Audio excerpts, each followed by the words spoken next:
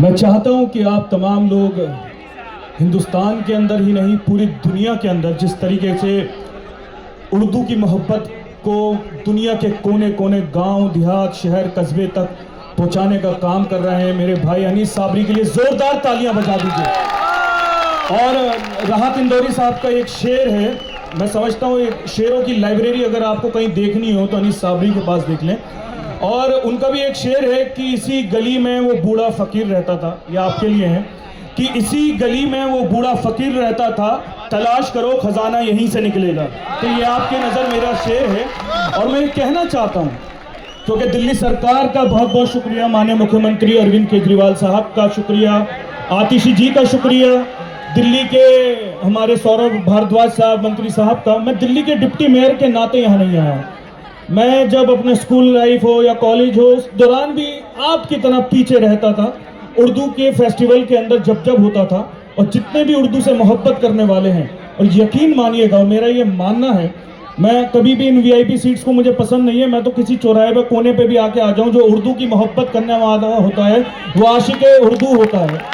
और मैं ये कहना चाहूँगा कि हिंदुस्तान का दिल है दिल्ली, और दिल्ली का दिल है कनॉट प्लेस, और उसी कनॉट प्लेस के सेंटर पार्क के अंदर मैं समझता हूँ अल्लामा इकबाल और गालिब और मीर की रूह इस आसमान से खुश हो रही होगी जिस तरीके से आपने उर्दू की मोहब्बत को दिखाया है। तो जोरदार, जैसे हमारे कोई पॉलिटिकल प्रोग्राम होते हैं तो हम जिंदाबाद के नारे लगाते हैं, मगर आप यहाँ जिंदाबाद नहीं, तो आप जोर से कह दीजिए we love Urdu, I love Urdu, I love Urdu.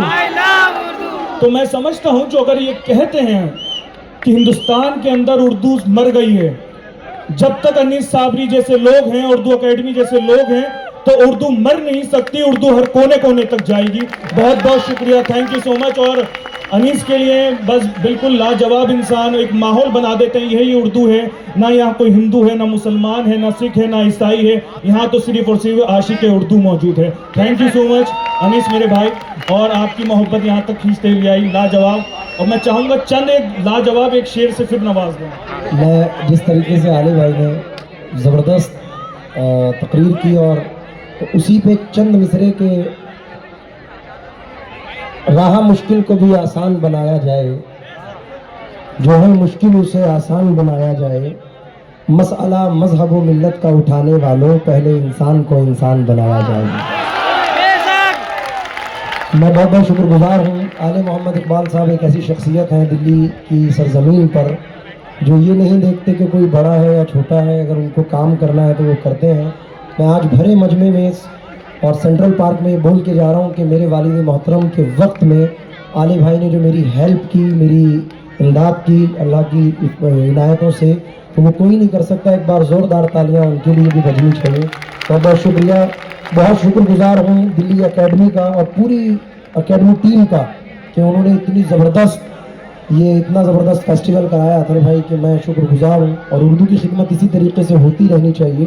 बहुत बहुत शुक्रिया, थैंक यू सो मच। बहुत शुक्रिया अनीस रईस साबरी साहब का, और बेहद शुक्रिया हमारे डिप्टी मेयर साहब का। बिल्कुल अगर आपने सही कहा, वाकई बड़ी बड़ी शख्सियत जब इस